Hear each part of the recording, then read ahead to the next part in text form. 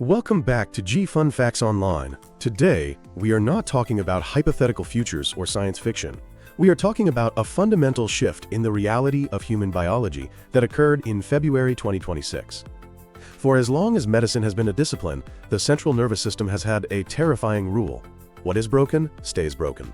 If you cut your skin, it heals. If you break a bone, it knits. But the spinal cord?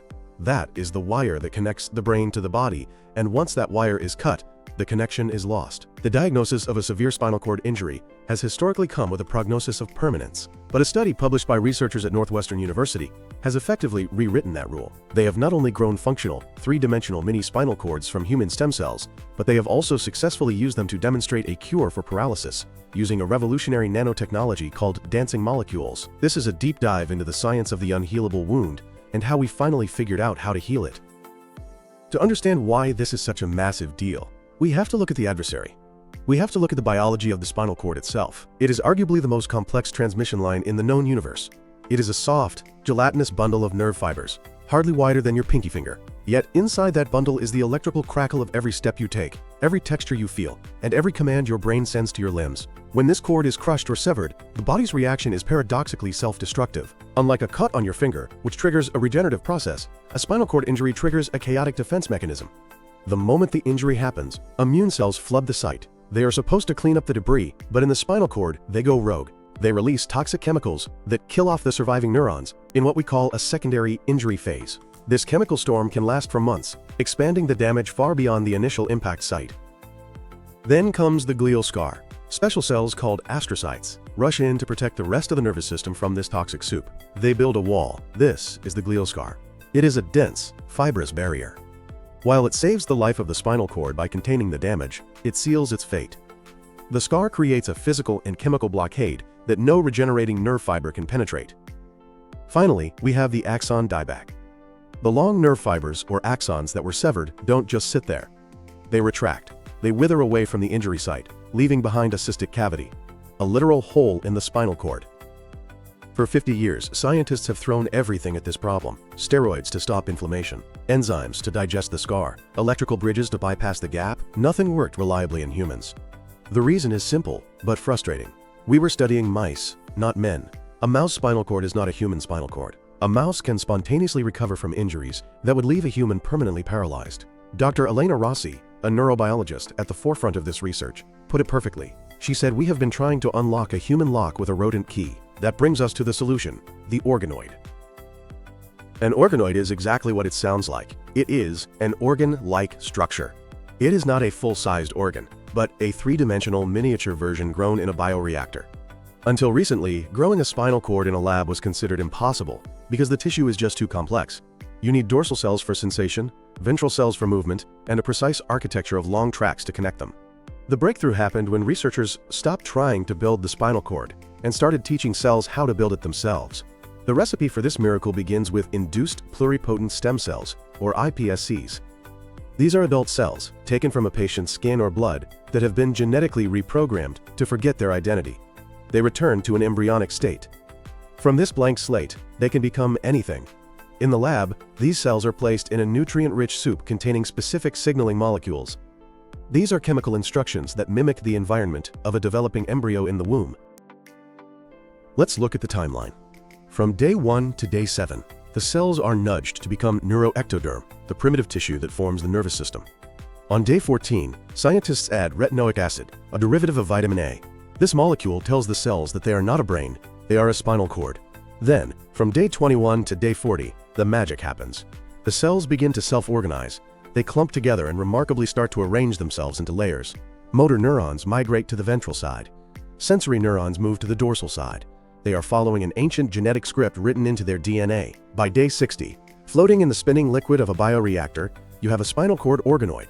It is a whitish pearl of tissue, roughly 3 to 4 millimeters wide. Under a microscope, it is a bustling metropolis of electrical activity. Neurons are firing. Glial cells are supporting them. It is, for all intents and purposes, a living piece of human spinal cord. But having a healthy organoid isn't enough. To cure paralysis, you have to break it. On February 11, 2026, the team led by Professor Samuel Stoop at Northwestern University published a paper in Nature Biomedical Engineering that changed everything. They didn't just grow these organoids, they subjected them to the brutal reality of trauma. Using microscalpels and compression devices, they created the first accurate lab model of human spinal cord injury. They replicated the crushing blows of car accidents and the severing cuts of surgical mishaps. Professor Stoop reported that the reaction was chillingly accurate. They saw the immune cells swarm, they saw the neurons die, and most importantly, they saw the formation of that impenetrable glial scar. It was paralysis in a dish. Then, they introduced the dancing molecules. This is where the nanotechnology comes in. Traditional drugs are static.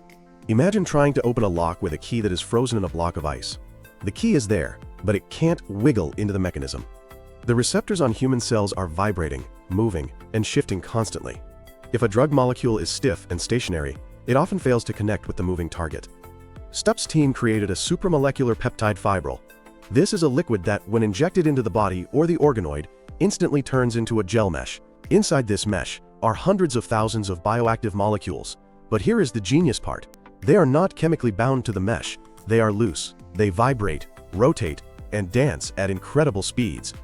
Because they are moving so fast, they have a massive statistical advantage in hitting the moving cellular receptors. They hit the repair button on the neurons thousands of times more effectively than a static drug. When this gel was injected into the injured human organoids, the results were miraculous. First, the glial scar dissolved. The density of the scar tissue dropped significantly. The physical wall crumbled. Second, they saw neurite outgrowth. The severed neurons didn't just survive, they grew. Long tendrils shot across the gap, reconnecting with the other side. Third, they saw myelination.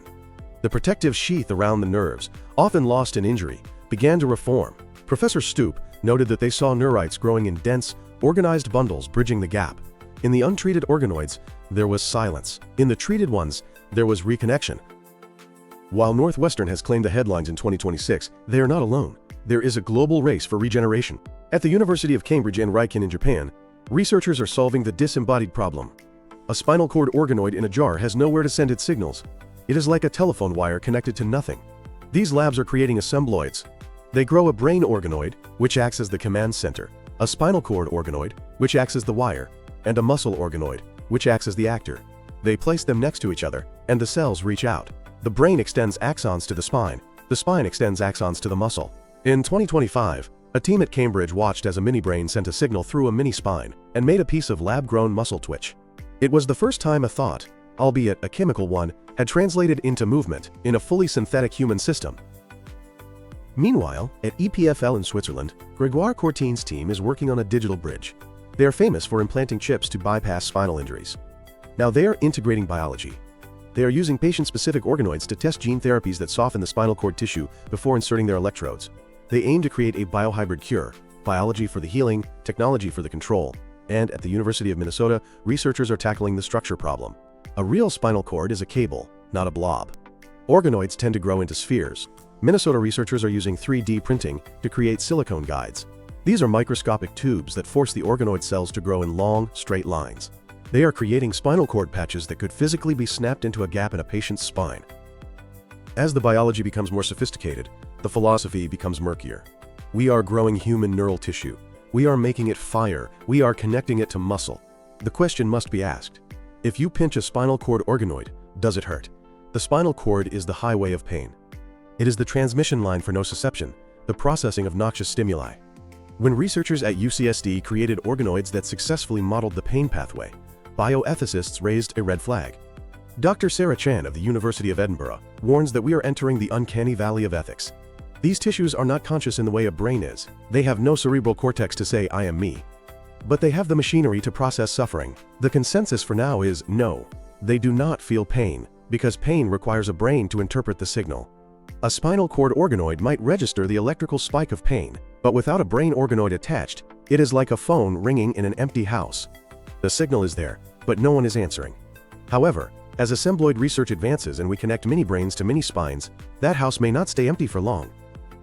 So why does this matter to the person in the wheelchair today? For decades, spinal cord research has died in the valley of death. This is the gap between successful mouse trials and successful human trials. A drug that dissolves a scar in a mouse often fails in a human because our immune systems are different. Organoids are the bridge. They are human tissue. If dancing molecules work in a human organoid, which they do, the predictive power for a human clinical trial is exponentially higher than data from a rat. With the validation from the February 2026 study, the FDA has already granted orphan drug designation to the dancing molecule therapy. The timeline looks something like this. From 2026 to 2027, we will see safety trials in large primates to ensure the gel doesn't migrate. By 2028, we expect phase 1 human clinical trials. This will likely involve chronic patients, those injured years ago. Surgeons will expose the injury site, clean the scar tissue, and inject the supramolecular gel. By 2030 and beyond, if successful, we could see a world where a spinal cord injury is treated immediately in the ER with an injection that prevents paralysis before it even sets in. The ultimate dream is the personalized patch. Imagine a patient named John breaks his back in a motorcycle accident in 2035. A section of his spinal cord is destroyed. Doctors take a blood sample. They reprogram his blood cells into iPSCs. In a bioreactor, they grow a John-specific spinal cord organoid on a 3D printed scaffold tailored to the exact dimensions of his injury. Surgeons implant this living patch into his spine. Because it is his own DNA, there is no rejection. The dancing molecules are used as the glue to fuse the patch to his existing nerves. 6 months later, John walks. We are no longer looking at paralysis as a life sentence. We are looking at it as an engineering problem. The dancing molecules have provided the tool, and the organoids have provided the testing ground. For the first time in history, the wiring of the human body is no longer a mystery we must passively accept, but a material we can mold, mend, and regrow. The monitor in the lab is still beeping, but the message has changed. It is no longer counting down the time lost. It is counting down the time until the cure arrives. Thanks for listening to G Fun Facts Online.